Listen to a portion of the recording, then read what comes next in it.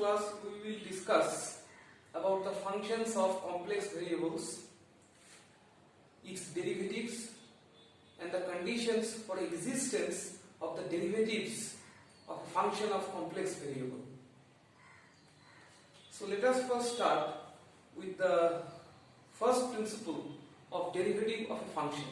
So basically I will start with the real function. Let us recall a few issues and then we will proceed towards the function of complex variables. So from first principle,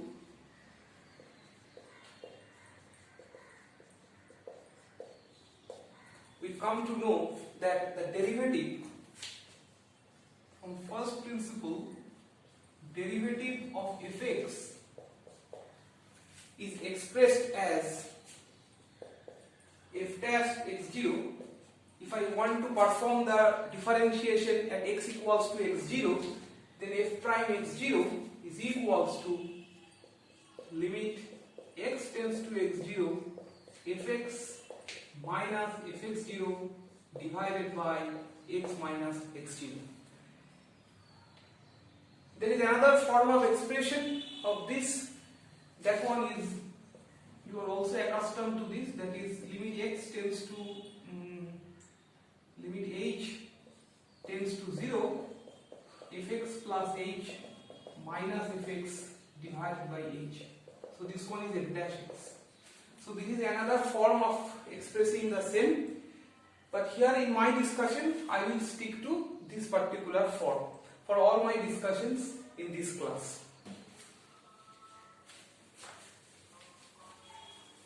So now try to express the same in terms of the complex variables. First of all, we need to know that how do you define the function of a complex variable. So suppose z is equals to x plus iy. So this is a complex variable. So z equals to x plus iy. So this one is a complex variable. Now the function of this complex variable, suppose fz. So this fz is called the function of a complex variable, which we again express as u some function of xy plus iv some function of xy. Because we know that if z is a complex number, then obviously fz will also be complex in nature, and complex number is always expressed as a summation of real and imaginary terms. So u is the real part of that function and v is the imaginary part of that particular function.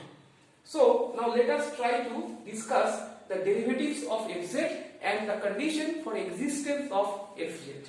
And if the derivative exists at a particular point, then we will call that function to be analytic at that particular point.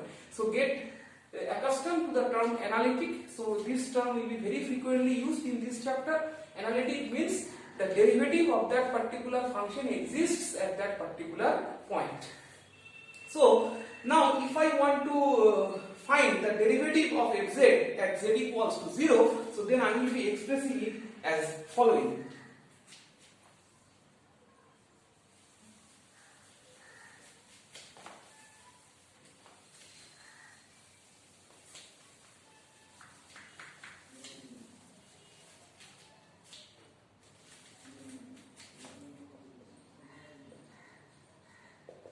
The derivative of fz at z0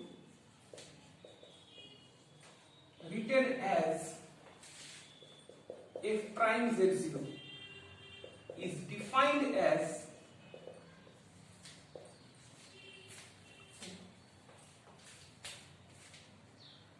z0 is written, the derivative of fz at z0 is written f dash z0, and this is defined as, the definition of this is f dash z0 is equals to limit z tends to z0 f of z minus f of z0 divided by z minus z0. So this is the definition of the derivative of fz at z is equals to 0. Now this limit needs to exist. If this limit doesn't exist, then also the derivative will not exist, because the derivative, the definition of this one comes from this limit. So the primary condition is this limit must exist. So let me write it. Provided this limit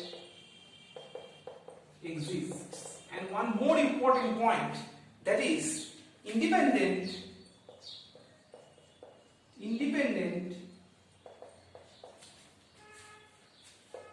of the manner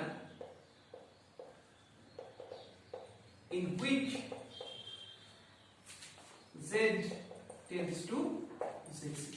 Now this is very important. Independent of the manner in which z tends to z0. This will be used many a number of times. So in numerical problems and also in the deduction of different theories. So please try to understand this, independent of the manner in which z tends to z0.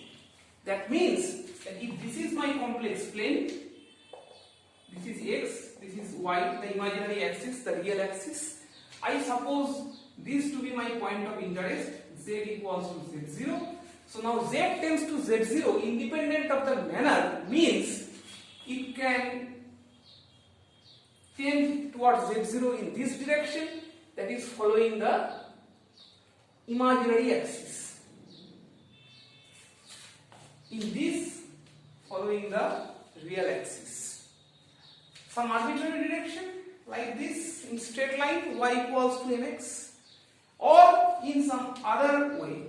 Suppose y equals to x square in this particular way. But if the derivative has to exist at z0, then all of these different manner should yield the same value of the limit. That is, the limit should not be dependent on the path of approach. The limit should always be constant, would yield a constant value whatever be the path of approach. So this must be very much clear to you. So that is what do I mean by independent of the manner in which z tends to z0. Now suppose there is a case in which this path and this path do not yield same value. They yield certain value. It's not undefined. It yields certain value. Suppose this path yields 2, this path yields 5. But we will say that the derivative do not exist at that particular point, because at that particular point derivative should have a particular value. So under that case the limit would not exist and the derivative would also not exist at that particular point. So if the derivative exists,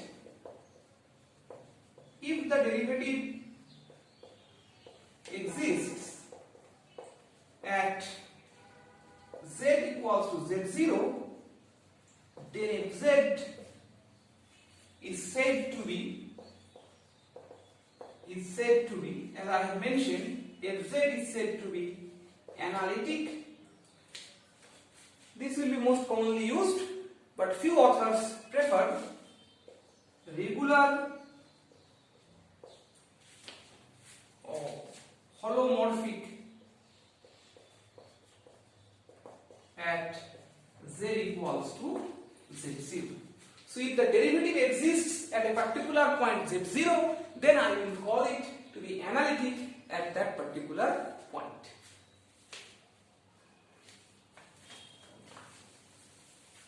Now what are the particular conditions that will make fz analytic at a particular point? So the primary conditions will be derived.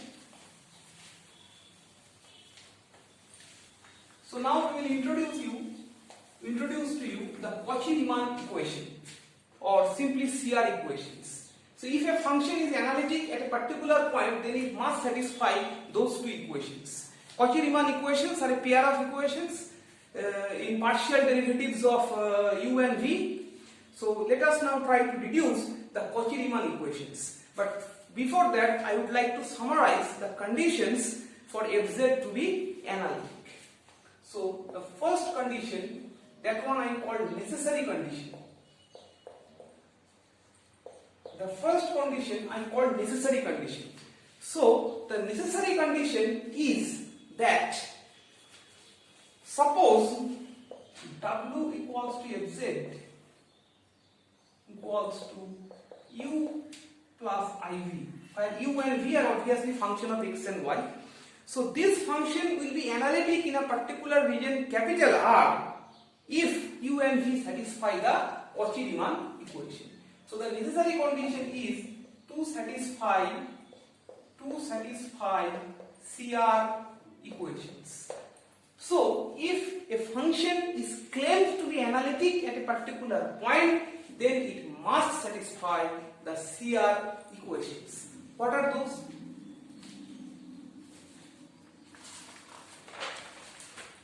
CR equations are del u del x is equals to del v del y, and the second form del v del x is equals to minus del u del y. So these are the two equations, the pair of equations that must be satisfied for a function to be analytic at a particular point. The second condition is called sufficient condition.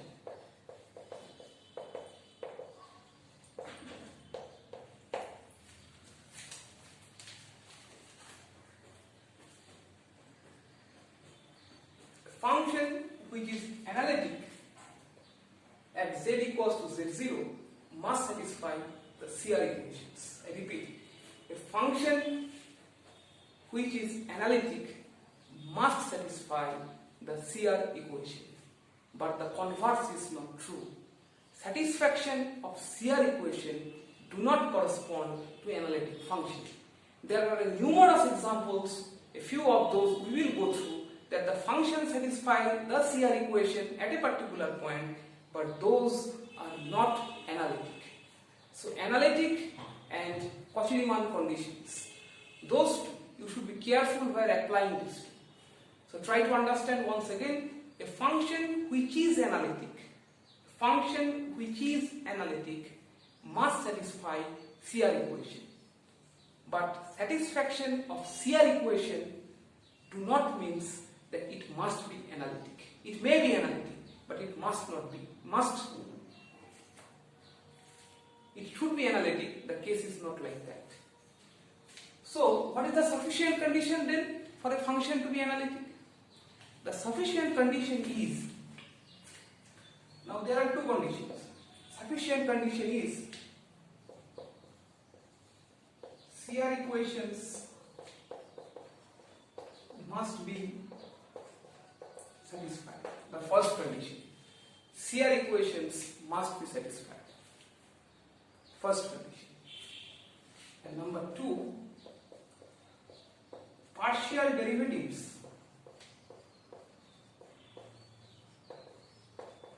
in CR equations. Partial derivatives in CR equations means these derivatives, these four derivatives in u and v.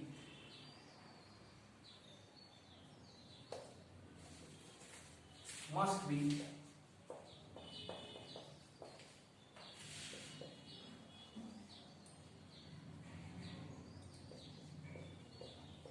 continuous. Try to follow. Suppose a function, it satisfies CR equation. That doesn't necessarily mean that the function is to be analytic. Rather, a function satisfies CR equation, and in addition to that, the partial derivatives occurring in CR equations, those are continuous at a particular point or at a particular region, then I will call that function to be analytic at that particular point or that particular region. So this is what we mean by necessary condition and sufficient conditions.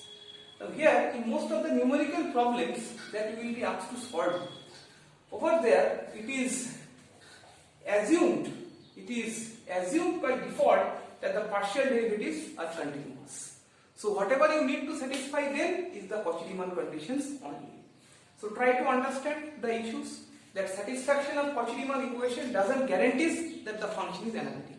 But if a function is to be analytic, then it must satisfy the Cauchy-Riemann condition. you can claim it to be analytic only when these two conditions are simultaneously satisfied. That is, the Cauchy-Rieman condition is satisfied, and at the same time the partial derivatives occurring in Cauchy-Rieman equations, those are also continuous. So these two togetherly guarantees that the function must be analytic. Okay. Now let us try to move on to the proof of these issues that I have already mentioned to you. That is the necessary condition and the sufficient condition. So next we will try to establish the proof of these two statements that has been made.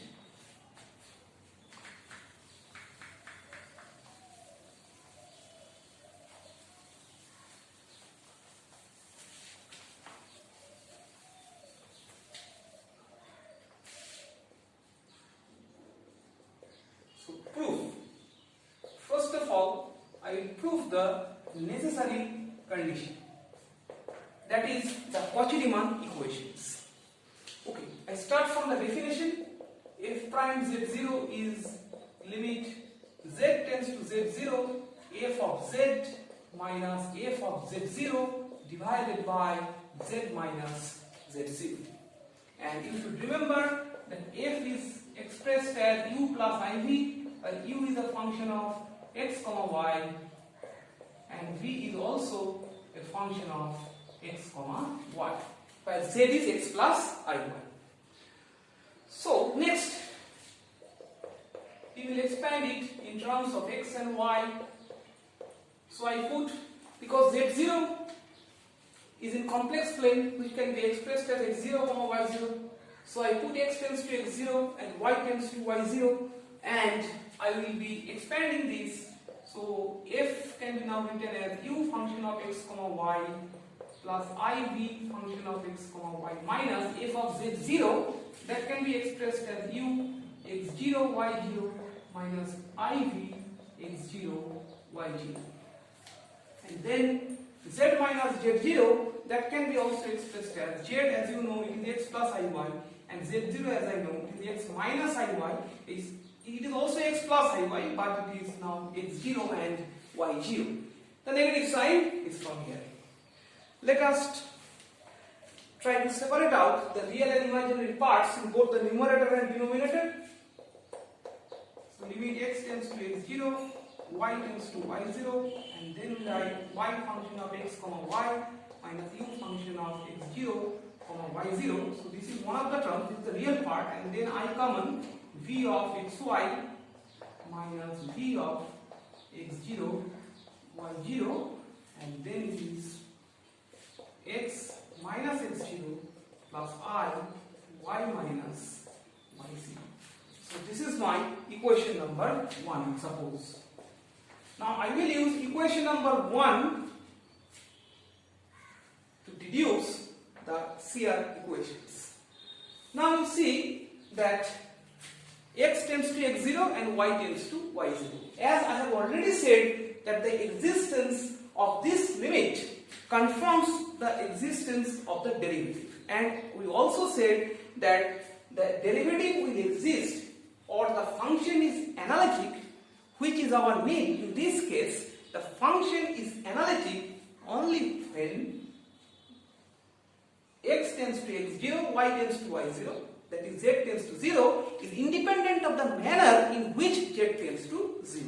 So now I will take two particular directions of approaching z0. So what are those two directions? Once I will follow the real axis and once I will follow the imaginary axis. I have shown this to you already, but once again I will show it in more details. So suppose this is my complex plane and this is my point z0. Z0 means x0, y0. And I need to approach z0 from a neighborhood of z0.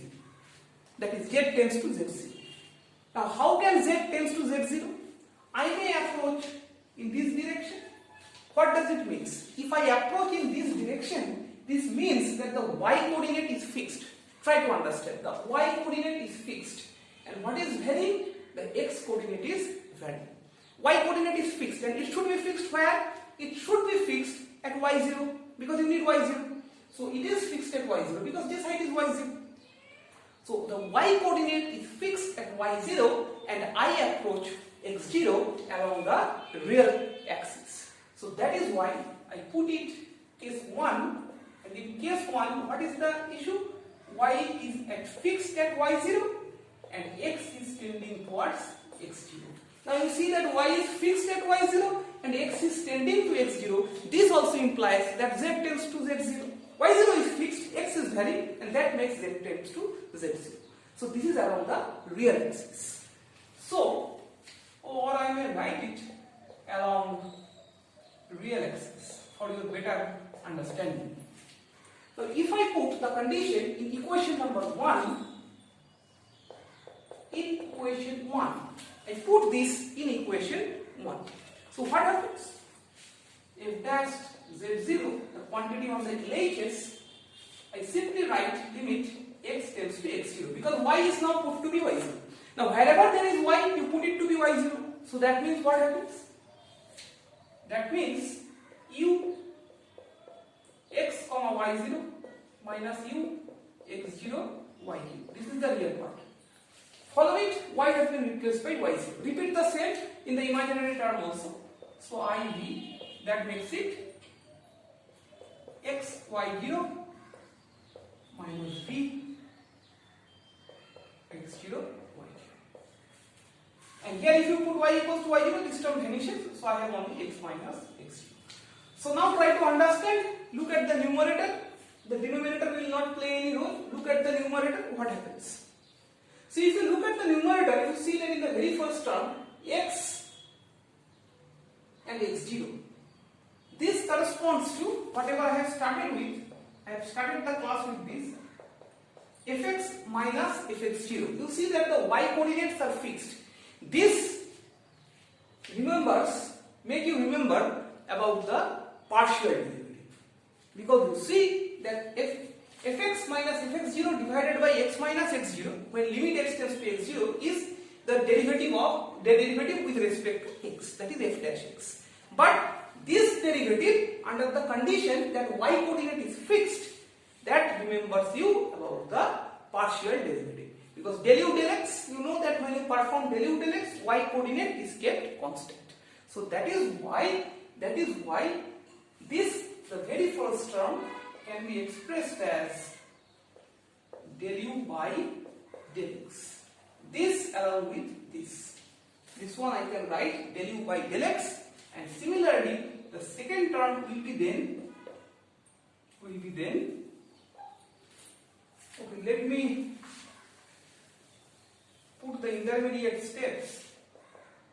That should be limit x tends to x0, u x comma y0 minus u x0 comma y0 divided by x minus x0 plus I v x comma y0 minus x0 y0 x minus x0. The limit is common in both the terms. So what does this term imply? This term implies that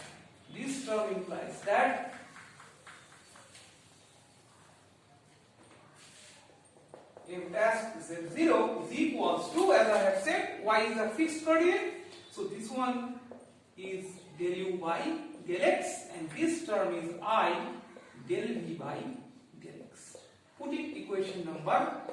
So this is a way to differentiate fz at z0. So we find that f dash z0 is del u del x plus I del v del x. So this is my equation number 1.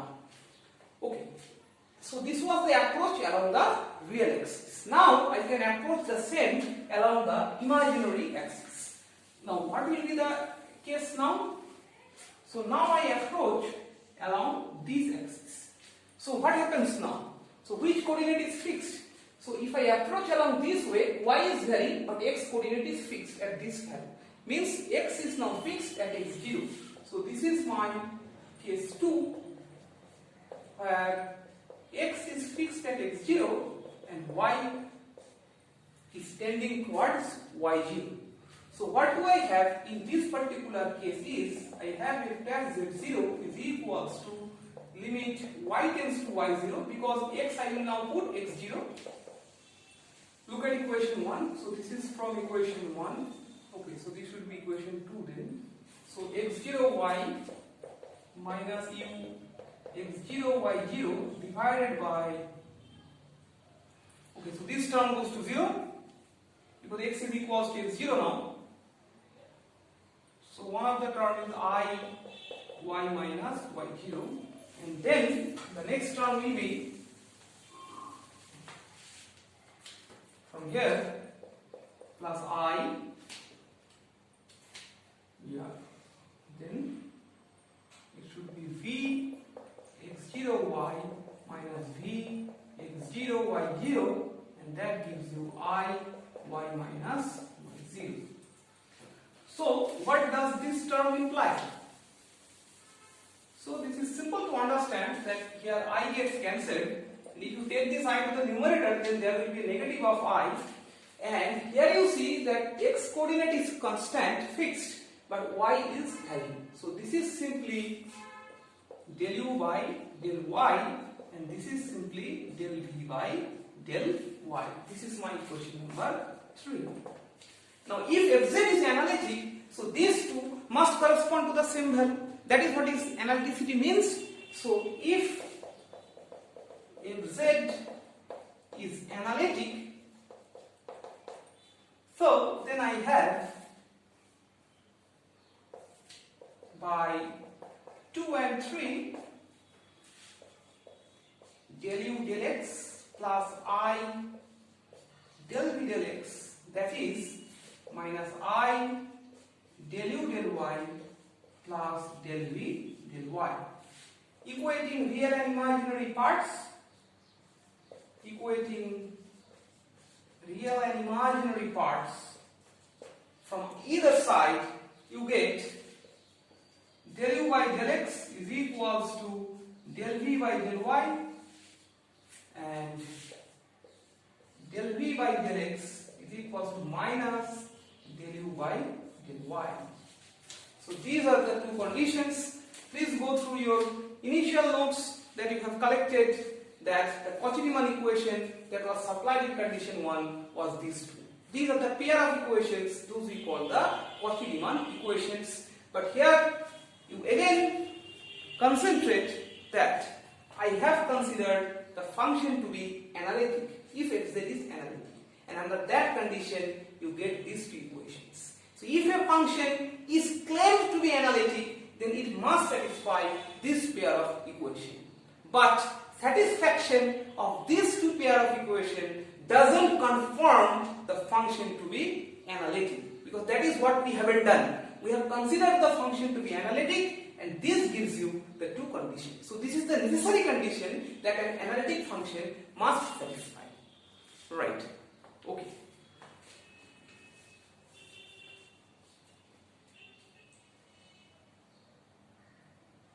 And you also note that in this particular proof, I have considered the approach only along the imaginary axis and real axis. I didn't consider any imaginary approach. I didn't consider any imaginary approach. Means from any of the direction and following any type of curve, not necessarily linear, non-linear curve also. So that has not been considered. So I have considered only the two directions of approach. So that is why I call it necessary condition, that it has to be followed. This is a necessary condition. But what is the sufficient condition? That you can claim the function to be analytic. So next condition will be as follows. So that is the sufficient condition. And remember, what was the sufficient condition? It was satisfaction of the CR equations, and additionally the partial derivatives, means these four derivatives occurring in the CR equation, they must be continuous in the region or at that particular point. Right. So let us now try to deduce the sufficient condition.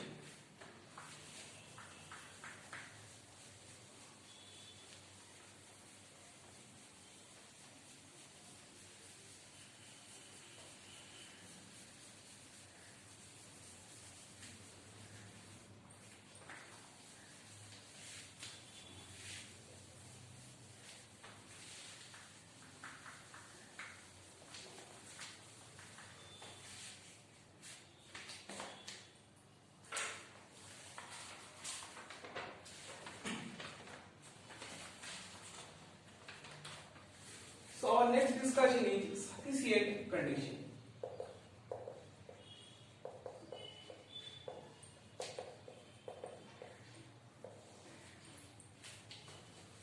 For a function to be analytic. Okay, so we recall that fz is fxy is equals to u x comma y plus iv x comma y, and f at z0 means our point of interest. This should be u x0 y0 plus iv x0 y0. Now if I perform Taylor series expansion when x tends to x0 and y tends to y0, by Taylor series when x tends to x0 and y tends to y0, that means x minus x0 is a very small quantity. So under this condition, if I perform Taylor series expansion, then what is my fz or my fxy? So fxy will take the form in Taylor series expansion. We are accustomed to it. We are very familiar with the Taylor series expansion. So fxy will be f of x0, y0 plus, what is the next term? That should be, first of all I perform the same for u. That should be x minus x0 del u del x plus y minus y0 del u del y. This is for u, the variable, this is for the variable u, considering both x and y coordinates. I don't go to the higher order terms because as I have already claimed that x tends to x0, that means x minus x0 is a very small quantity. A very small quantity, you square it or cube it, it becomes smaller even, and that those terms are negative or simply rejected. And nextly, I perform this for the imaginary part. So I have I, and then the same x minus x0 del v del x plus y minus y0 del v del y. So this is what we have done. Bring this term to the left and these terms needs to be coupled with x and y indivisibly. So fxy minus f of x0 y0 is equals to, so first of all I take common x minus x0, this will lead to del u del x plus I del v del x. So this is my x part, and for the y part you follow, I take common y minus y0 and I am left with del u del y plus I del v del y.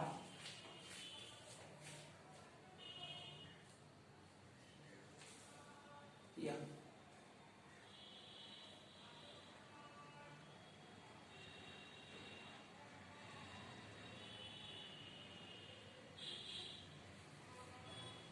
In these terms, that is in the second terms, I am going to use the Cauchy-Rieman equations.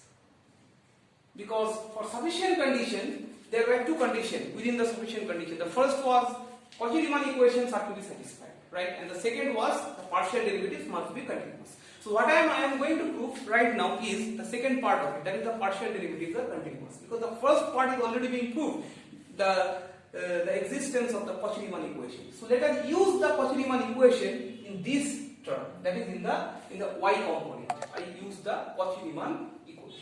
So let me use the Cauchy-Rieman equation in the second term of it.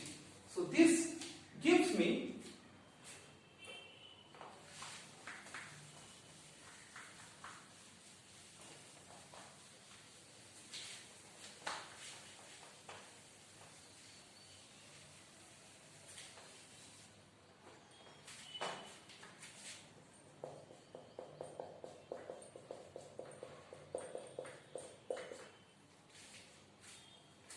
this will remain as it is.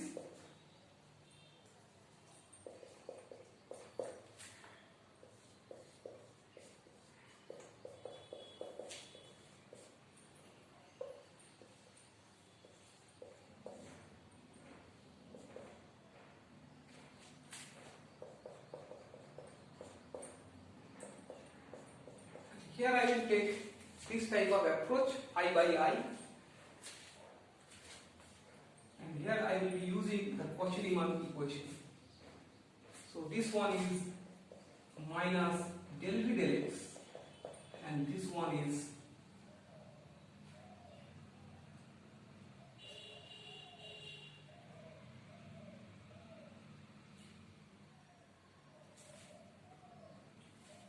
del u del x.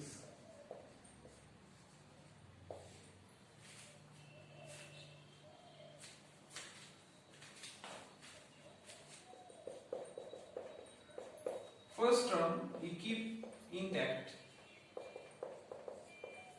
Concentrate on the second term. I write I of y minus y0, and this I in the denominator I take it within the parenthesis. So this I when multiplied here, you see these and these gets cancelled to give you del u del x, and these I when multiplied over here, so 1 by I is actually minus I, so that is why this will become plus I del v del x. I repeat, this I cancels with this, and this 1 by I when multiplied over here, so 1 by I gives you minus I, so that's why that minus with this makes it plus. So now you see that this term and this term are identical. Let us take those common. So if it is done so then I have x minus x0 plus I and y minus y0, this is, and then del u del x plus I del v del x. Now what is this? X plus iy gives you z, and x0 I y0, take minus common, x0 plus I y0 gives you z0.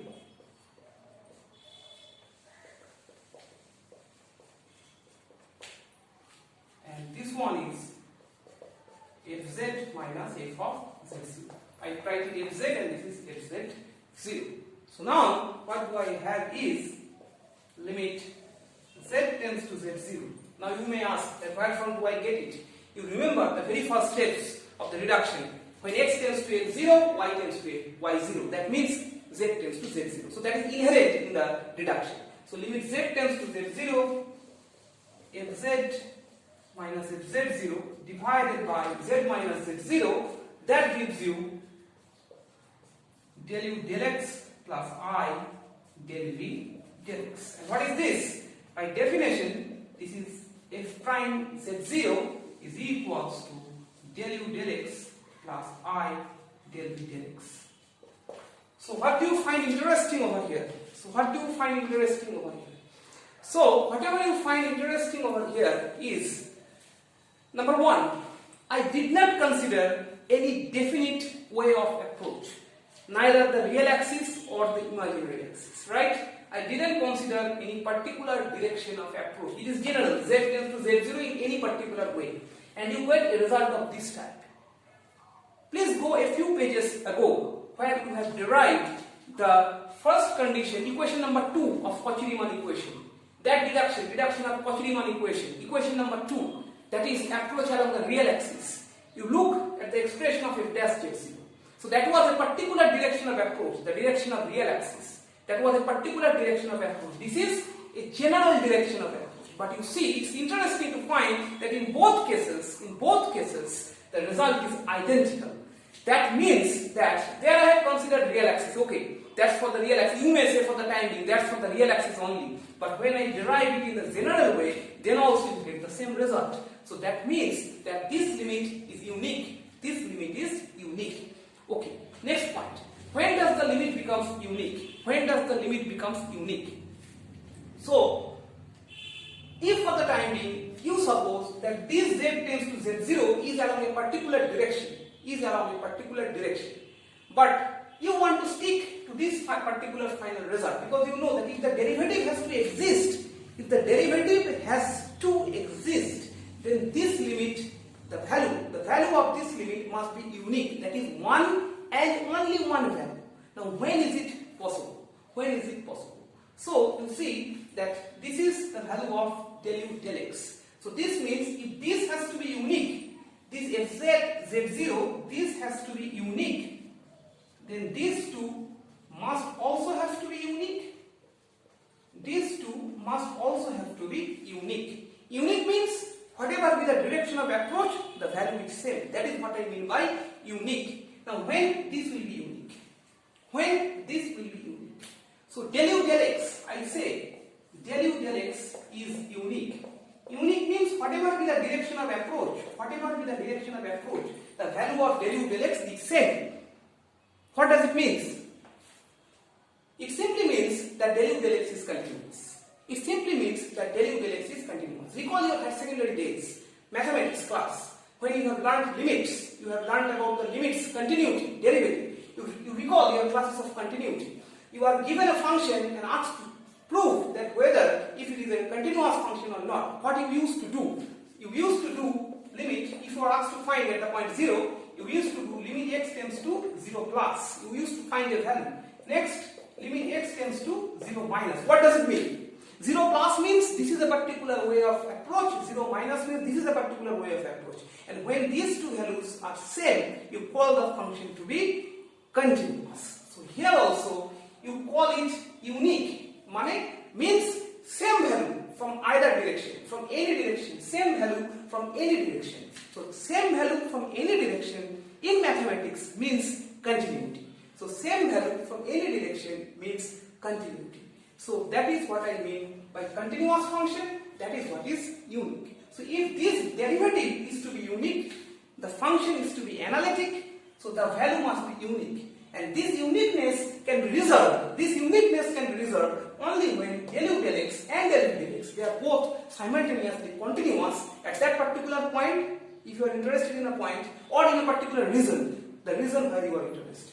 So try to get very much clear. So try to understand it very much clearly that what do you mean by the necessary condition and what do you mean by the sufficient condition. So a function, I repeat once again, that a function fz can be called analytic at a point z0 only if the Cauchy-Rieman conditions are satisfied and in addition to which the derivative must be unique. The limit must be unique, independent of the direction of approach. And this can be achieved only when these are continuous. So that is what has been claimed. So that's the proof. And similarly, if you can do it for the two derivatives, you can do it for the other two derivatives also. Because you can use the Cauchy-Rieman condition over here. You can use the Cauchy-Rieman condition over here, you get the other two derivatives. And similarly, they can also be shown to be continuous. So let us now try to summarize what I have said.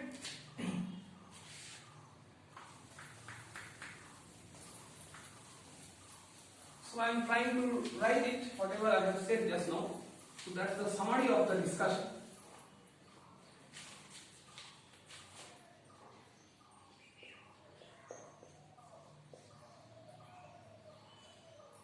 If z0 is independent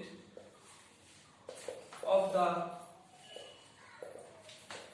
direction of approach,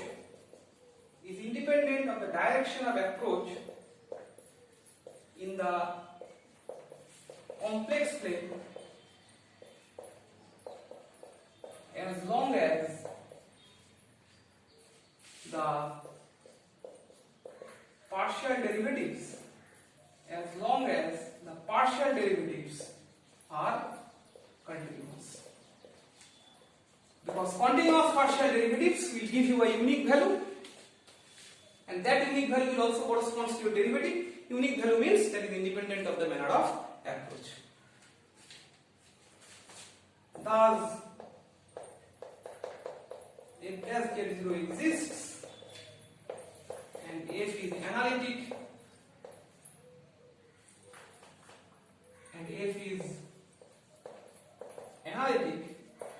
at z0.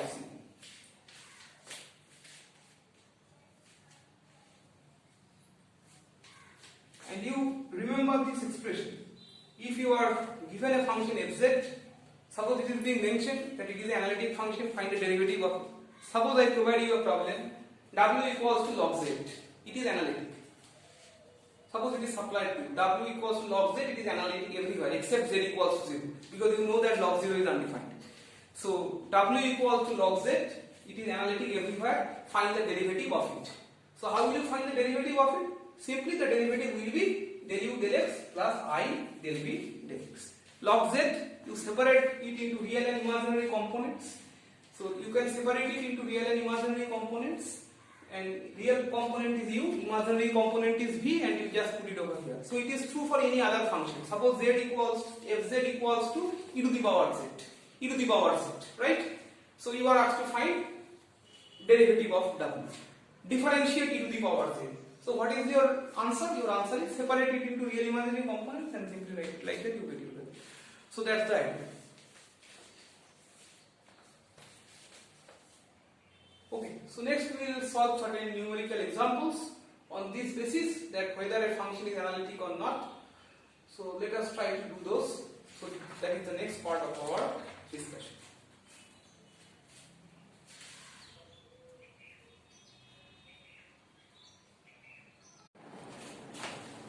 Okay, so we will be discussing the problems. So first problem, I put it up as fz is equals to z star square, z star is complex conjugate, when z not equals to 0, and 0 when z equals to 0.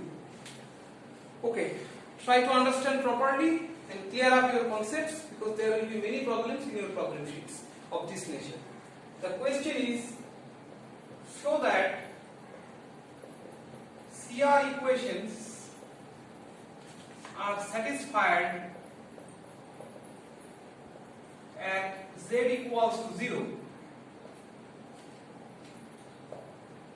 but f dash 0 fails to exist. So this is what I have been discussing, that satisfaction of CR equation doesn't confirm the function to be analytic. So it is a problem of that nature. So CR equations is satisfied at z equals to 0, but it fails to be analytic at z equals to 0. So let me try to solve the problem. So fz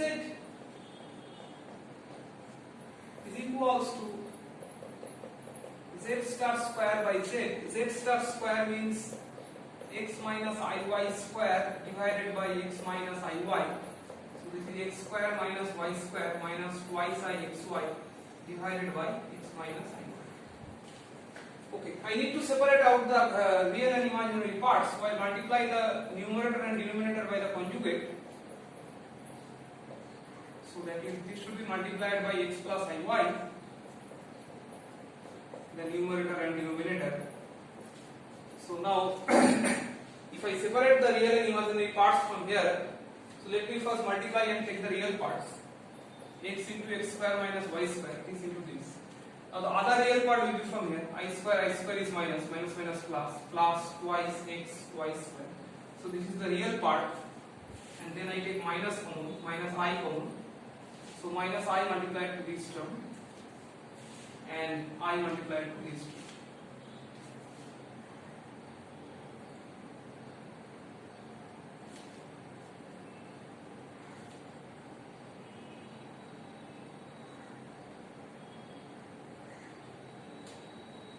So I made a mistake. Z is x plus iy. It is x plus iy. X plus iy. So I should multiply with x minus iy. So this makes this term minus. Minus minus plus I square is minus. And then it is y into x square minus y square. And then plus 2 times of x square y. I made a mistake. Okay, yeah. This should be minus.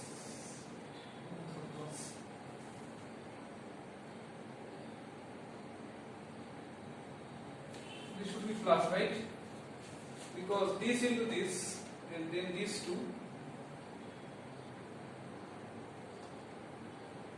there is minus in this one.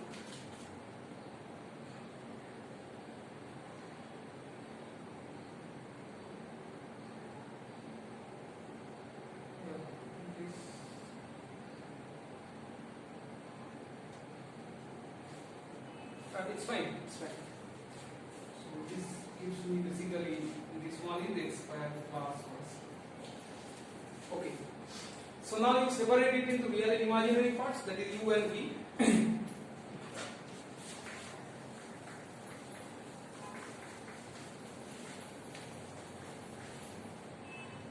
So from here u is equals to x into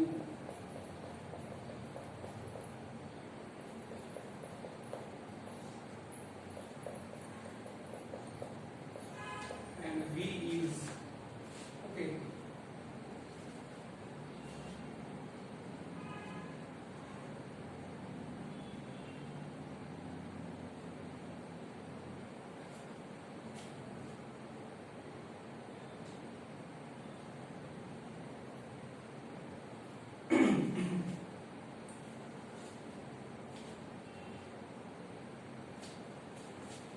Negative of y x square minus y square plus y6 square. This is our v.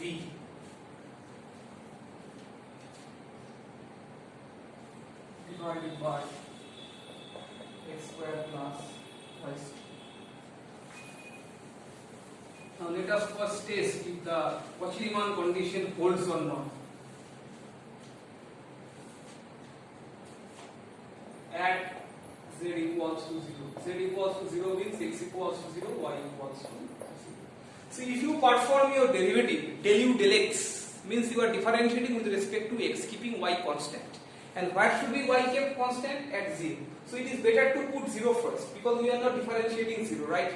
We are differentiating with respect to x. So that is why I put y equals to 0. If I put y equals to 0, this all terms vanishes. That is del u del x, I will write del x of what? Only the components with x. I put y equals to 0, right? Because y is constant over here. So I put y equals to 0. So I have x cube by x square. So from here I have x cube, and from here I have x square. So this is simply x and this is 1. Similarly, del u by del y. So here what should I do? I should put all the values of x. Here x equals to 0 and then differentiate with respect to y. So I put x equals to 0. So see, I put x equals to 0.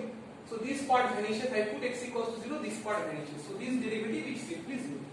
I come to this side. I write del v by del x. That is equals. Again I should put all the y to be 0. Y 0. Y 0. This vanishes. This is 0. Then I put del v by del y. So del v by del y. That means x should be equals to 0 first. So I put x equals to 0. This term vanishes. This term vanishes. X equals to 0, these two terms vanishes. And what about this?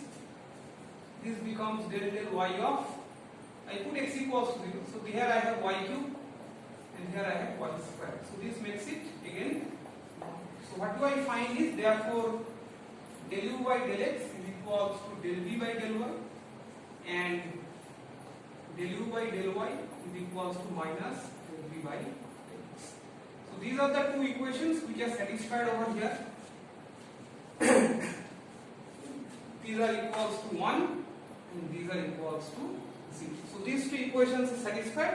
So that means that CR equation is satisfied at z equals to 0. So I write the conclusion that, so my conclusion is CR equation is satisfied at z equals to 0. So as CR equation is satisfied at z equals to 0, so the first part of the problem is solved. Now what about the second part? You need to check that if f dash 0 survives or not. So for this purpose you need to recall the definition of derivative. So what was the definition of my derivative? So the definition is of this form.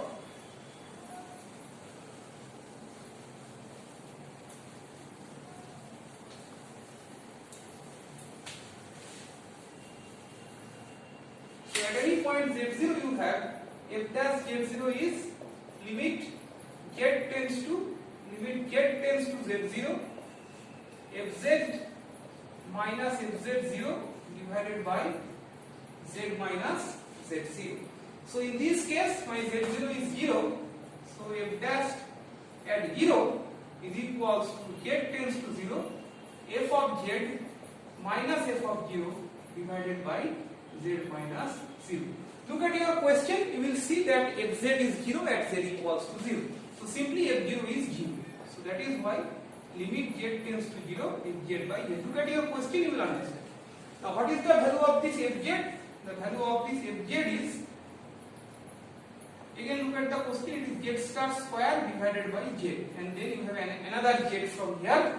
So this basically gives you limit z tends to 0, z star divided by z whole square, like this. And if I explicitly express z star and z, then I will be able to write that limit z tends to, okay, I put now x and y, x tends to 0, y tends to 0.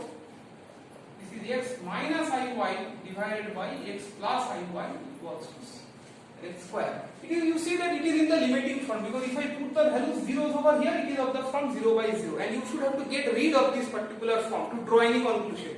You need to get some unique value of this limit. Okay, so for that purpose, you may choose any path. Suppose I choose y equals to mx. I choose a specific path, y equals to mx. You may choose anything else. Y equals to mx square, y cube equals to mx cube, anything you may choose. I choose for simplicity y equals to mx. Why did I make such a choice? I will clarify that why this step is taken. So now you put it over there. One of the goal is to, you must get rid of x and y, because as long as these x and y are present over here, this limit is of the form 0 by 0, and you see that you want to get rid of that particular form 0 by 0. So that is why I replace y with mx. So what happens over here next is, so limit x tends to 0, y tends to 0, so x minus I mx, x plus I mx. This makes it square. So this is 1 minus im divided by 1 plus I. So you see that you get rid of your x. So one of the goal is for at this step. In other problems also you will encounter this situation. So you need to choose y and x in such a manner that you get rid of x and y. So put it in your mind. In other problems also, if you find some issue of this type, you need to get rid of x and y, and you need to choose accordingly. So here I have chosen it, and you see that I have got rid of x and y. And now you see that this condition is immaterial to me. Limit x tends to 0, y tends to 0. Because that condition is no more required over here. I get a value of this nature. Now the question is this value unique? If it is unique, then I will call that the derivative exists, because the limit is unique value. From the discussion that I have made so far, so I need a unique value. So whatever be the direction of approach, I need a unique value at that particular point, so that confirms the existence of the derivative. But you see that it is m dependent. The value is dependent upon m. So if I change my m, so this value will change. So I can say that this limit is no more having a unique value. So that means the derivative will not exist. So that is what I want to conclude with. So you see that the limit is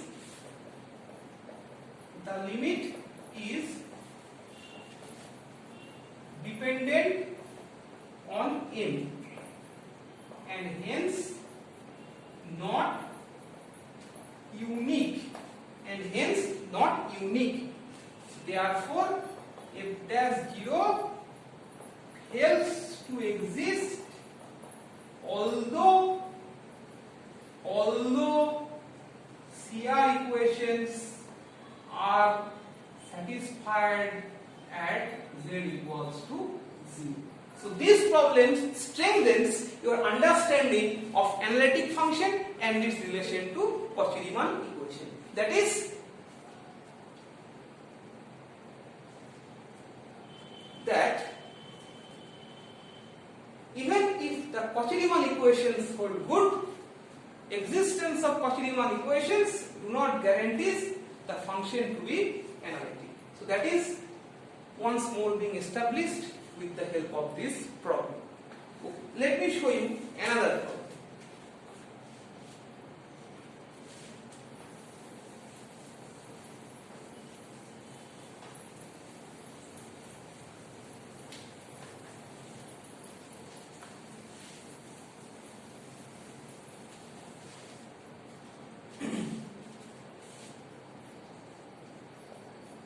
fz is equals to root over of mod xy. Same question. I don't write the question, you please write it from the last one. So fz equals to root over xy. So you need to check whether the Cauchy-Riemann equation holds at z equals to 0, and what about f dash 0.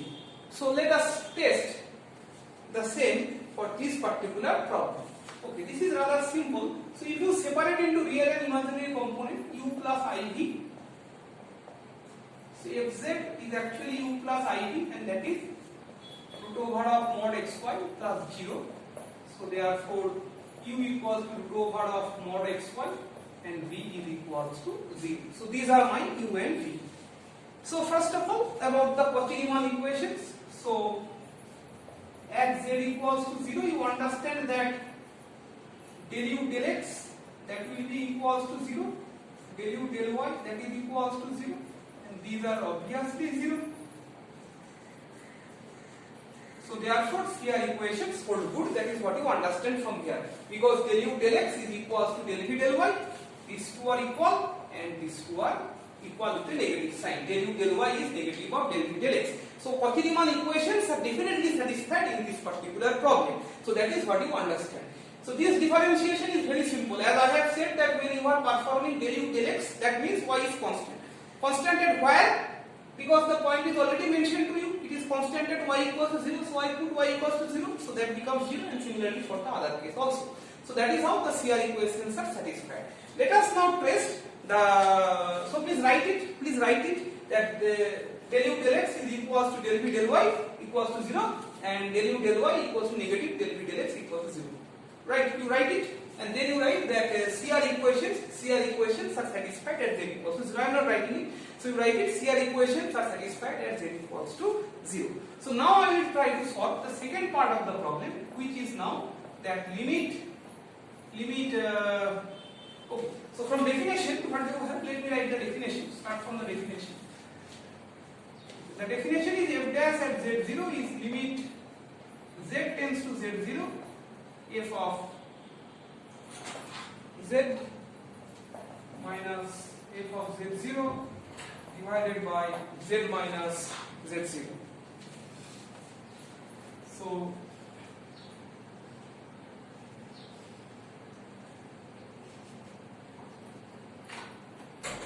limit z tends to 0, and this fz minus, you see that at 0 this function vanishes. At z equals to 0, z equals to 0, so this is now my f dash 0. So at z equals to 0, this function vanishes. So fz minus f of 0, that is z minus 0. So what is f of 0? So if you look at the function, f of 0 is simply 0. So this time you have limit x tends to 0, y tends to 0. What is the value of fz? Root over of modulus of xy. And what is z? Z means it is simply x plus i1. Here also I use the same form, y equals to nx, because you remember your goal. I need to remove the dependence of x and y. So if I do so, then it is limit x tends to 0, y tends to 0. So this becomes root over of x into mx mod x plus I mx. Okay.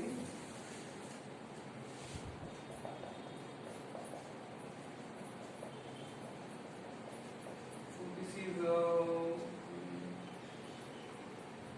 over of mod x gets cancelled. It is 1 plus I n. Okay.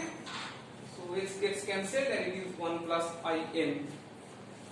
And now you see that if I put it is now independent of x and y, so I can just remove this limiting form. This x is limiting form is being removed, and it is root over of modulus of m and 1 plus I n.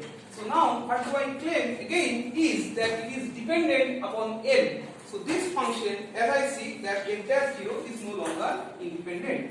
So f dash 0 is not unique but dependent on n. So this shouldn't be the case.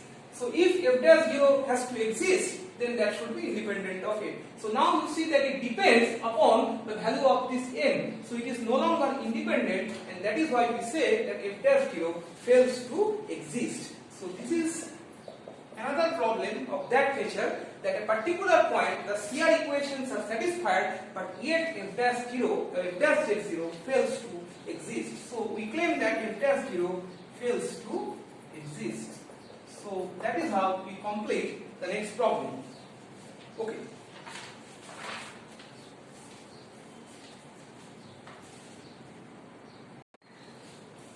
Okay. So the next one will be fz is equals to modulus of z square. The question is, show that CR equations are satisfied. Show that CR equations are satisfied at z equals to 0 and f dash 0 exists. Okay. So now the solution we can start with, if z is equals to mod of z square, this implies x square plus y square. So if I compare it with u plus iv,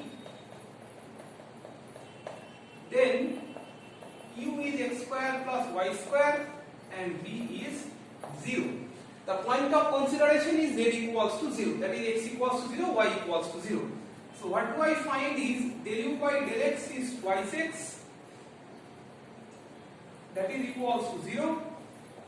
Del u by del y is equals to twice y, that is also equal to 0. Where? At z equals to 0. And these are also 0. Del v by del x, that is 0, and del v by del y, that is also 0. So from here we understand that del u del x is equals to del v del y. I am not going to write del u del x is equals to del v del y, and del u del y is equals to minus del v del x. That is, the CR equations are satisfied at the point z equals to 0. So that is what you understand once again, that CR equations are satisfied at z equals to 0. Let us now test if f dash 0 exists or not. So for that purpose, I need to recall the definition of the derivative in the limiting form. So that particular form is f dash z0, f dash z0 is equals to limit z tends to z0, fz minus fz0 divided by z minus z0. So that is what is my definition. So now I need to test that z tends to 0. So whatever I have is okay. So this is fz. You understand that this will be 0. So it is simply fz by z. Let me put the value of fz over here. So limit z tends to 0, mod of z square divided by mod of z. In terms of x and y, I express it as limit x tends to 0, y tends to 0. This gives me x square plus y square. Mod of z square is x square plus y square, and what is z? Z is x plus iy. Here also, in order to get rid of y and x, I put y equals to mx. Okay, so to get rid of the form 0 by 0, I put y equals to mx. You may put something else also, as I have said. So here if you take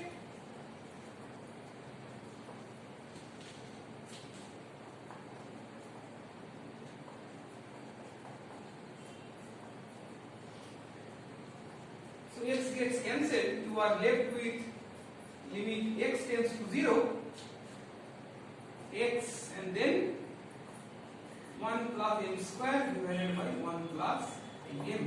So you see that if I put x equals to 0, so that will be equals to 0. That is, you see that f dash 0 is equals to 0. F dash 0 is equals to 0. So that is, you obtained from here.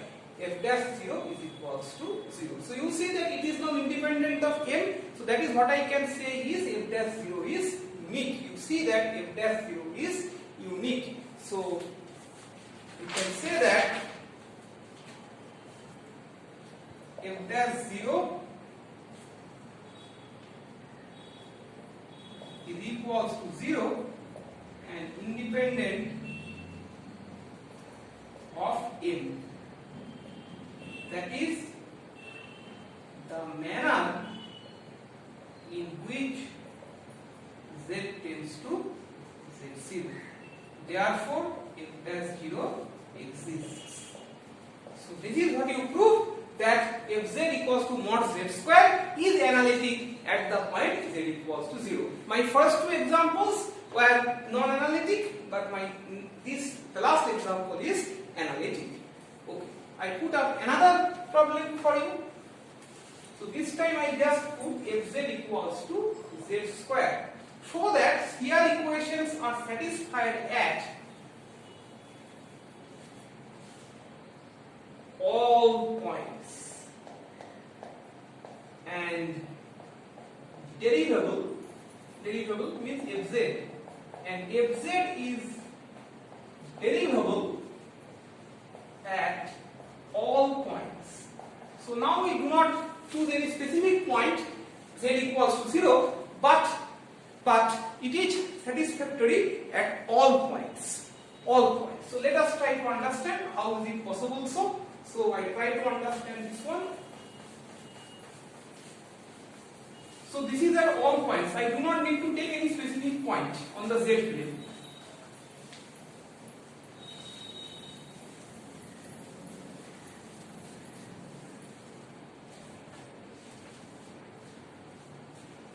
Okay, so first of all I start with if z is equals to u plus iv, and that is z square, means what is z square?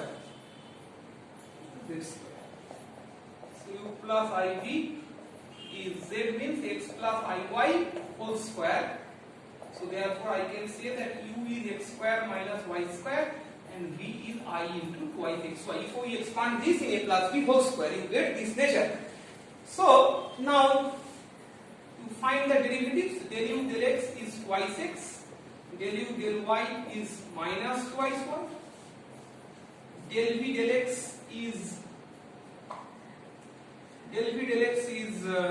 twice y, del v del y is twice x. So whatever you obtain is, therefore del u by del x is equals to del v del y, and del u by del y is equals to minus del v del x. That is Cauchy-Riemann equations are satisfied. These two and these two.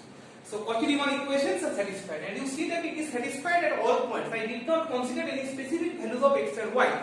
So as I did not consider any specific values of x and y, so I can simply say that this one is valid at all x and y. So CR equations are satisfied at all points on the complex plane. So that is what I understand as my first step of the problem.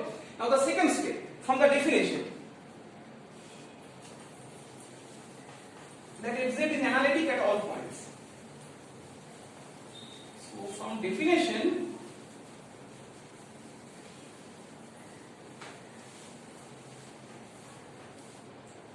so I start from definition.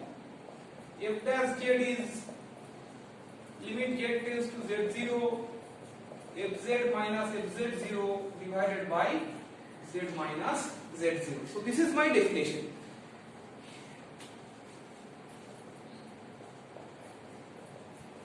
Z0 is any arbitrary point, because here we are interested in any point.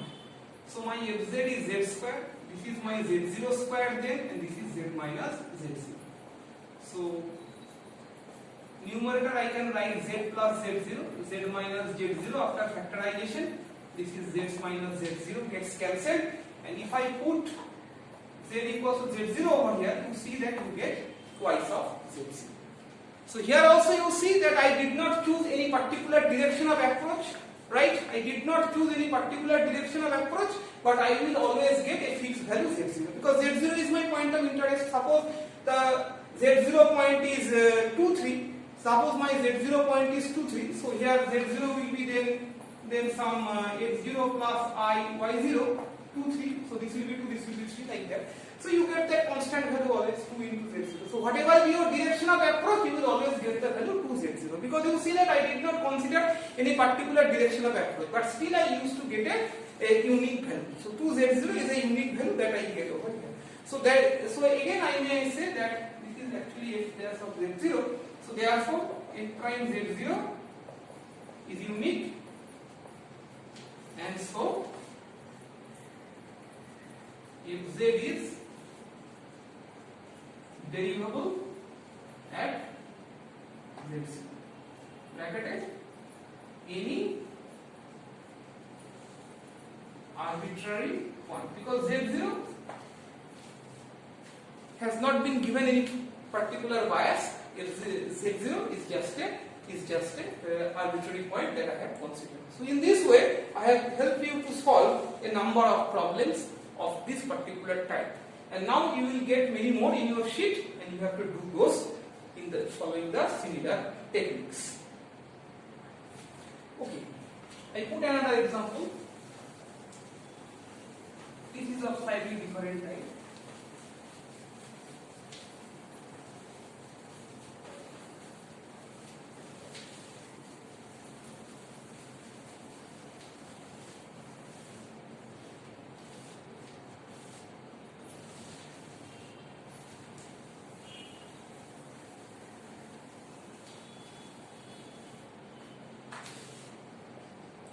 Show that if z is equals to e to the power x cos y plus I sin y is analytic.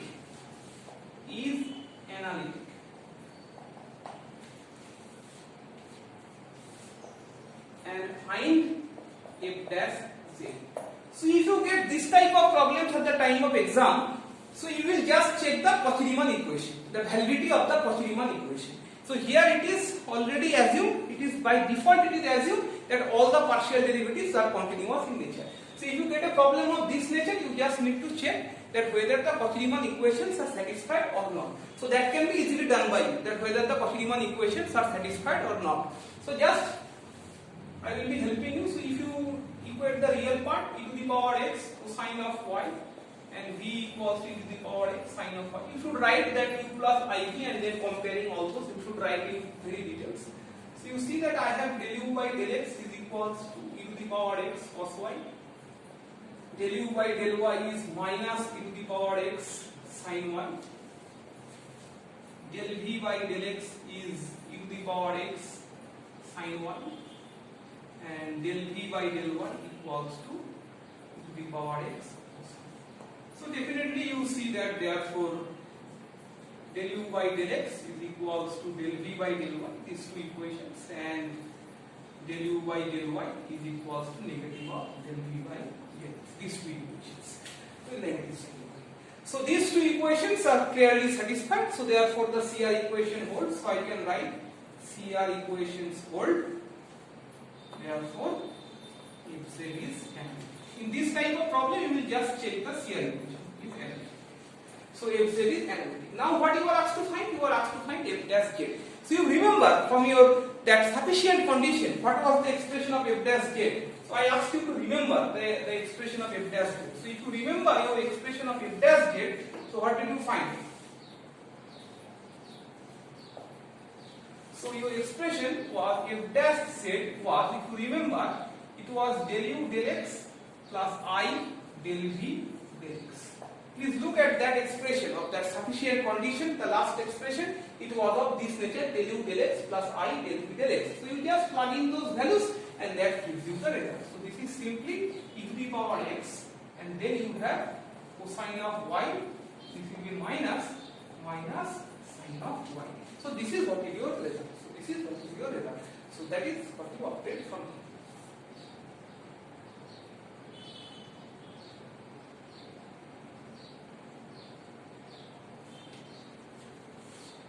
No, I made a mistake. Sorry. So it is del u del x plus del v del x. So del v del x, you look at your problem. Your del v del x was e to the power x sine 1. So that is what it should be plus over here. And this is just for your check. You may check it. Just for your check. What can I write for this expression? F dash z. What can I write? This is what according to the Euler's formula, it is nothing but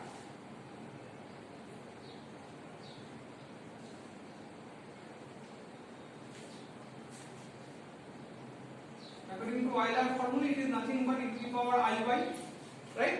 Cos y plus I sin y, it is simply e to the power iy, and this can be written as e to the power x plus iy. This is simply e to the power z. And you see that in your question it is also e to the power z. Look at over here, you get the same thing. E to the power x, and what is this? E to the power iy, right? Cos y plus I sin y is e to the power iy. X plus iy is z. So your question was fz equals to e to the power z. So your question was fz equals to e to the power z. And if you differentiate it, you should get e to the power z, and that is what you have opted for. Okay. So that's the simple idea behind it. But as it was expressed in the form of x and y, so I have shown you in this particular way. You can follow the other way also. So this is how I have solved this problem for you.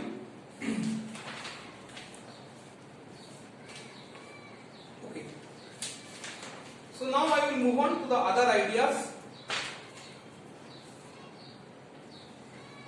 So the next one is Cauchy-Riemann equations in polar form. So next I will explain you Cauchy-Riemann equation in polar form. What is Cauchy-Riemann equation in the polar form? Polar form means x and y will be transferred to r. And you also know the importance of the polar coordinates in exponential or complex geometry. In the exponential form, you know the importance of this one. We have discussed about the polar representation in our earlier classes. So today we are going to discuss the CR equations in polar form. So what is my fz? My fz is u plus iv. So f of r e to the power I theta is equals to u plus I. So try to understand this. Is it clear to you or not? So this must be clear to you that z is nothing but r e to the power I theta. So that is I have expressed it in that particular form. So if I differentiate with respect to r and differentiating with respect to r, what should I get? I should get f dash. Why did I write it? Because z is r e to the power I theta in polar form. So what is my differentiating with respect to r? This will be f dash r e to the power I theta, and then you should differentiate the argument over here within the function. So that is why if you differentiate with it, it will be simply e to the power I theta, and that is del u by del r plus I del v by del r. So let it be equation number 1. Now I differentiate it once again with respect to theta. Differentiating with respect to theta. So this should be again f dash r e to the power I theta. I will be differentiating with respect to theta, right? I will be differentiating with respect to theta. So this will give you e to the power I theta, r e to the power I theta. R is constant, e to the power derivative is e to the power, and then I should get another I. And the right side should be now this time it is del u by del theta plus I del v by del theta. This expression can be substituted over here. So you see that I into r I separate out, and the remaining part is del u del r plus I del v del r. Right side I put it as it is, del u del theta plus I times of del v by del theta. This is my equation number 2. Now just multiply it. This is I into r del u del r plus I square is negative, so this is negative r del v by del r is equals to del u by del theta plus I of del v by del theta. Okay, so here I do not put any number, I put this one to be 2, and here I write using 1 in LHS. If you compare these two, if you compare the left side and right side, that is equating the real and imaginary parts from both sides. So you please write equating real and imaginary parts from both sides. What you have is r del u del r is equals to del u del theta.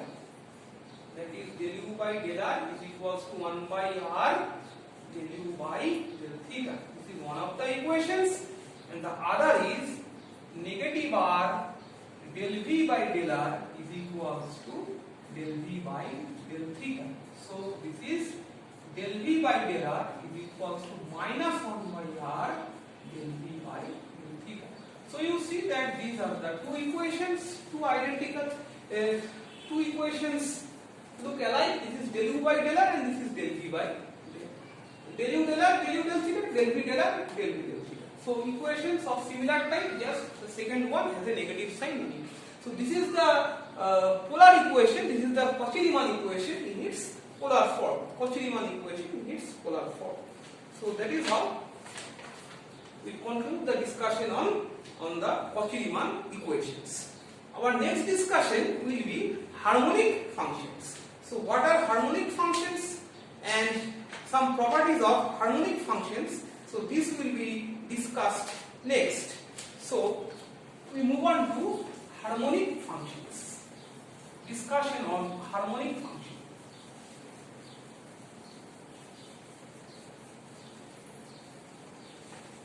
So harmonic functions, so this one is the last discussion of this particular class.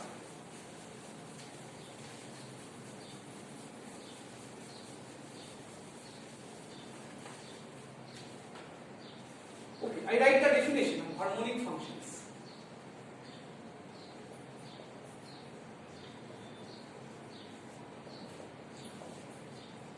Functions such as phi x comma y which satisfies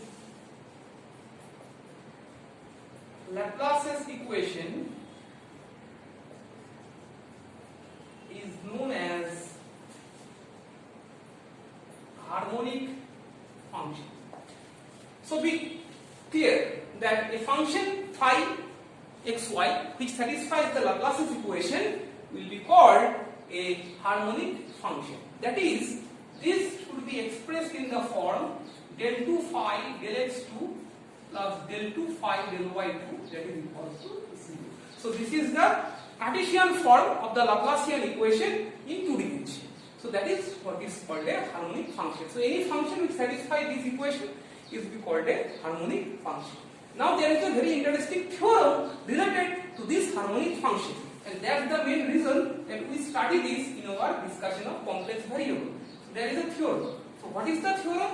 The theorem is if f equals to u plus iv, we have made discussions on it. Fz basically, if fz equals to u plus iv is analytic. So now you understand what is analytic function. Is analytic in a region capital R, then both. So you have solved problems. Just now I have shown you that analytic function, which functions are analytic, which are non-analytic. So that you understand very well. So if a function is analytic, then both u and v will satisfy Laplace's equation. Then both u and v will satisfy Laplace's equation. So that is what is the problem. So how can I solve it? You just go back to your last example that I have shown you. The last example. What was the last example? The last example was fz is equals to e to the power x.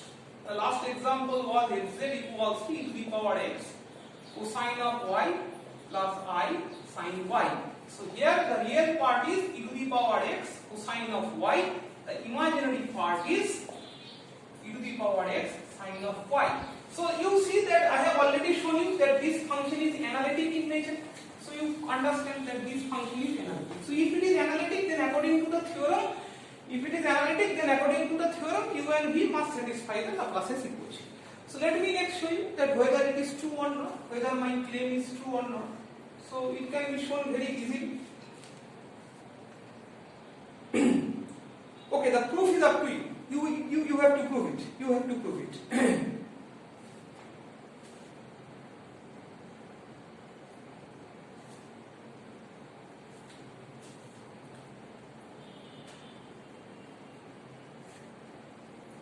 So I take del u del x, that is equals to e to the power x cosine of y. I take del 2u del x2, that is e to the power x cosine of y.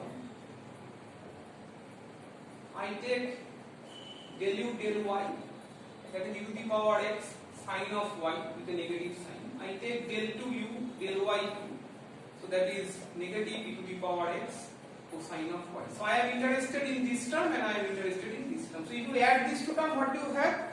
So you have del 2u del x2 plus del 2u del y2 is equals to.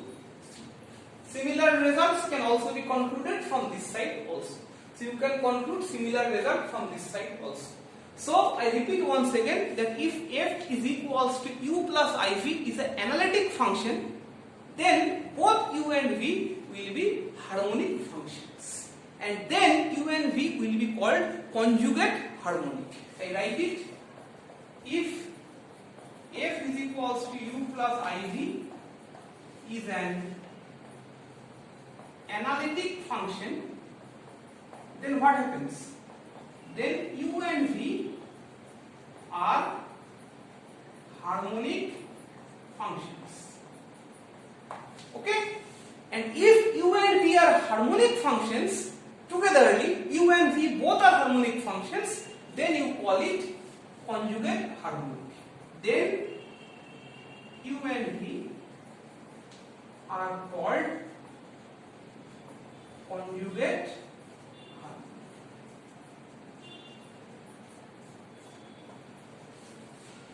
You may think it in a different way. Suppose you think it in this particular way. U is harmonic, v is harmonic. Okay, u is a function harmonic, v is a function harmonic.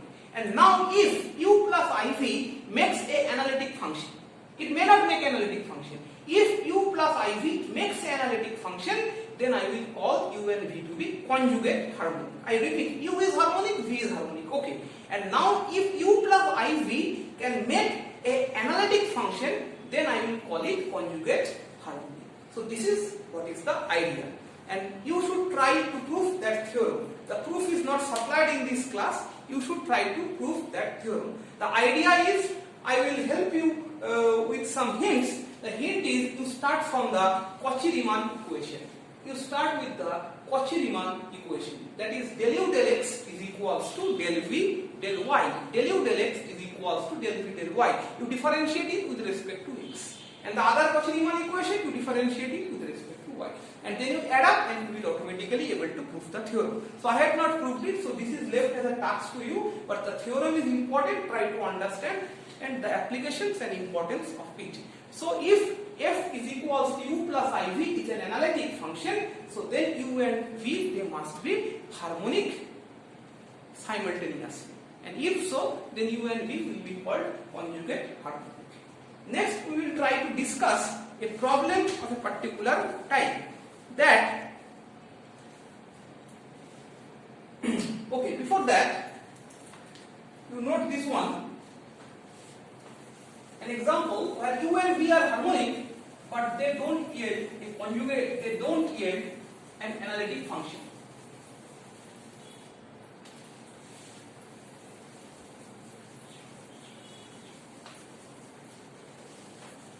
Okay, so you take an example. It may so happen that u and v are harmonic, right? U and v are harmonic, but not harmonic conjugate. What does it mean? U and v are harmonic, but they are not harmonic conjugate. What does it mean? It means that u plus iv is not an analytic function. So this is what you mean by that. U plus iv is not an analytic function. I give you an example. So example is u is x square minus y square and v is y divided by x square plus y square. So this is another task for you. You will try to do it. So how to prove that these are harmonic? You know how to prove these are harmonic. So you just take the partial derivatives of it 2 times del 2u del x2 plus del 2u del y2 equals to 0. So that you can easily do, but you will see that Cauchy-Riemann equations are not satisfied with this particular combination of u and v. Cauchy-Riemann equations are not satisfied with this particular choice of u and v. So please try it yourself. This problem, I have not put a problem of this type in the sheet. You just try it yourself. They are harmonic. U and v are harmonic, but they are not analytic in nature. The way to prove the hint has been supplied to you. You prove the Laplace's equation, but yet they will fail to satisfy the Cauchy-Riemann equation. So that is why they are not analytic. Okay, and this is the last part of the discussion, that determination of conjugate function. So u and v are conjugate, one of it is supplied, then what is the value of the other one?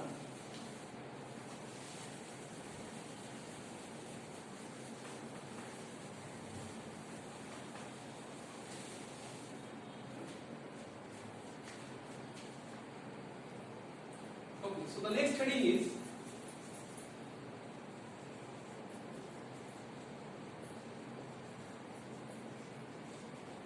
determination of conjugate function. Determination of conjugate function. So fz is equals to u plus iv. Fz is equals to u plus iv is analytic. You know what is an analytic function is. So fz equals to u plus iv is analytic. And now suppose u x comma y is known, v x comma y is equals to, you need to find it, or vice versa.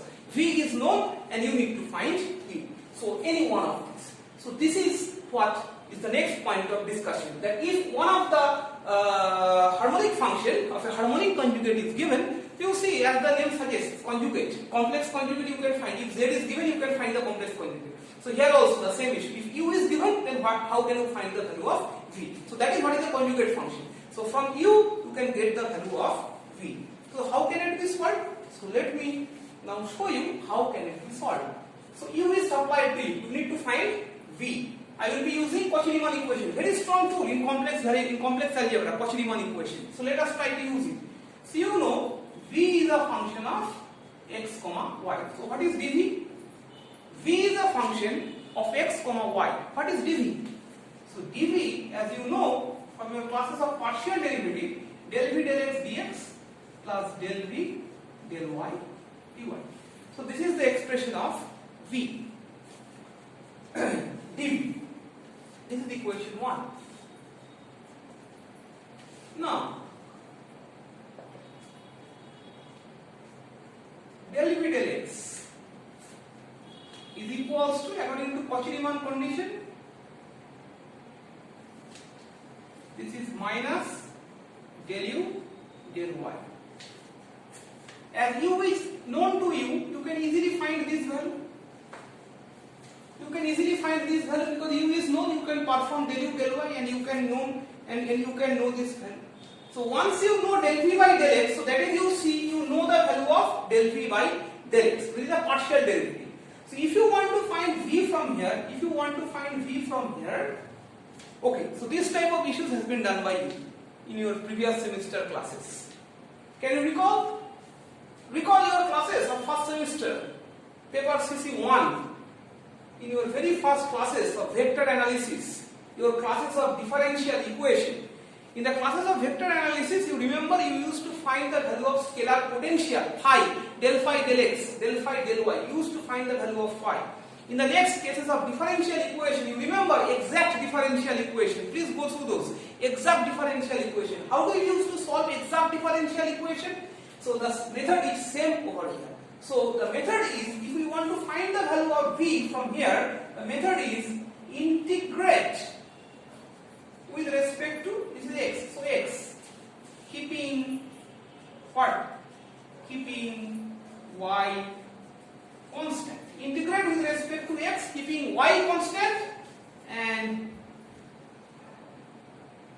integration constant. And what was the integration constant? You just go through those classes. You just remember those classes, everything will be clear. And integration constant was f of y. So you have to integrate with respect to x keeping y constant, and integration constant will be f of y.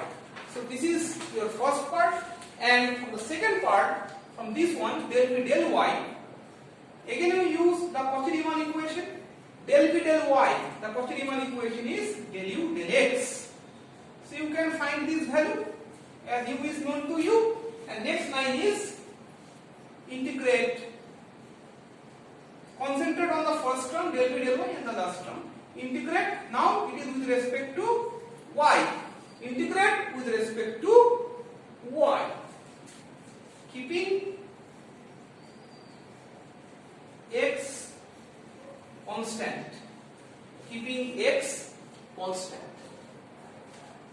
And integration constant is f of x. Or you may choose g of x. The next step is, what is the next step? After this, choose gx and fy. Choose gx and fy to find v of x. Because you know after this step you have to choose your gx and fy such that from both the two expressions, you see this is an expression of v, you will from here you get an expression of v, from here also you get an expression of v, and these two expressions of v must be identical, and you have the choice of gx and fy with u. So you can utilize it to find the values of them. The rules that has been used, the technique that I have followed is exactly the same as you have used in your classes of exact differential equation or to find the vector potential from your first semester classes. Remember those and things will be very easy. For your simplicity, rather simple, I put up another example on this issue, how to solve the problems, and then I hope you can do it yourself. So concentrate on it because you will find a number of problems of this type on your problem sheet. So concentrate again over here, over it.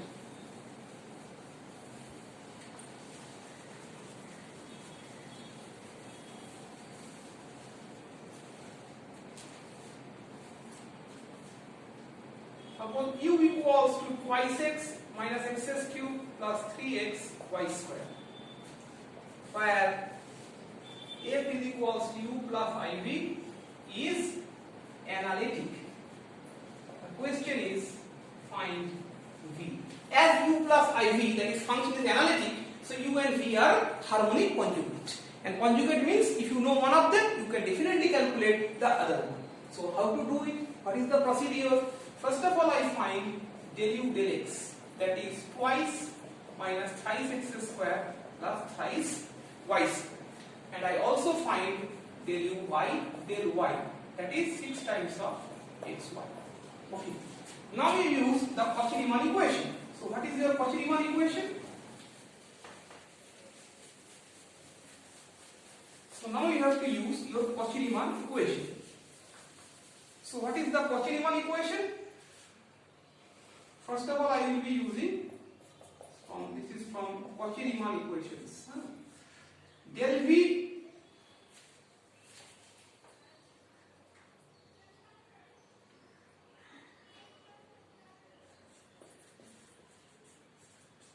okay. You know that del v del y is del u del x. Del u del x equals to del v del y. So write the value 2 minus 3x square plus 3y square. So what is the value of v? As it is partial with respect to y, so you will keep x constant during your integration. Okay. So as you see that your x it is a partial derivative with respect to y, so x will be kept constant during your integration. So 2 times of y minus 3x square y plus y cube. So this y cube by 3 gets cancelled, and I can write it f of x, some function of x, as I have said it, some function of x. Because if you are going to take partial derivative once again, so del v by del y, so this will yield to this term, and you see that you are differentiating partially with respect to y, so this term will definitely go to 0. So that is why I have taken it. So this is my one of the terms, and another one will be del v del x, that is, you understand it is minus del u by del y.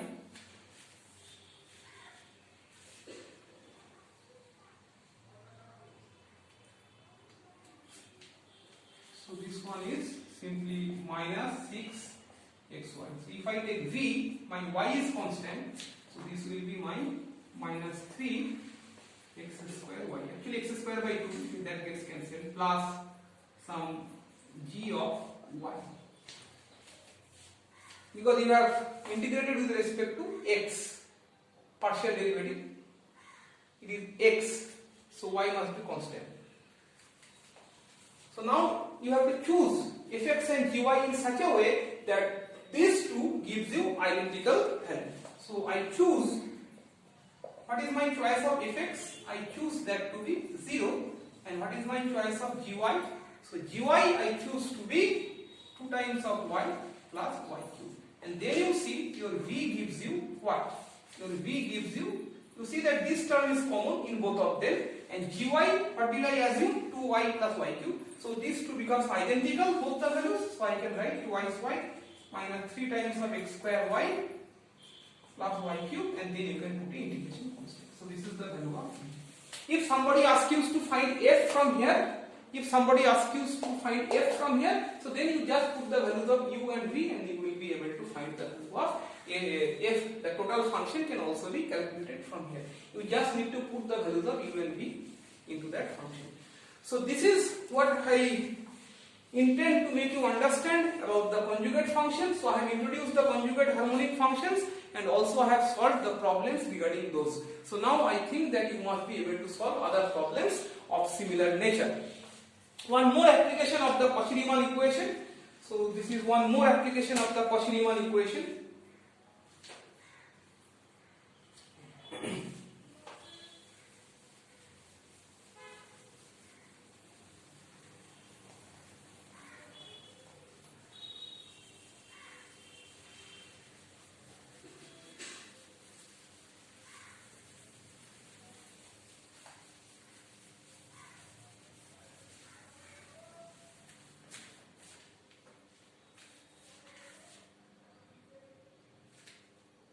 So you remember your analytic function f is equals to u plus iv is an analytic function,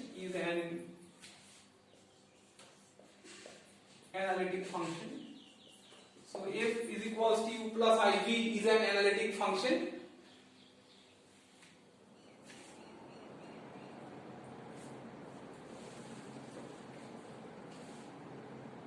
And where u x comma y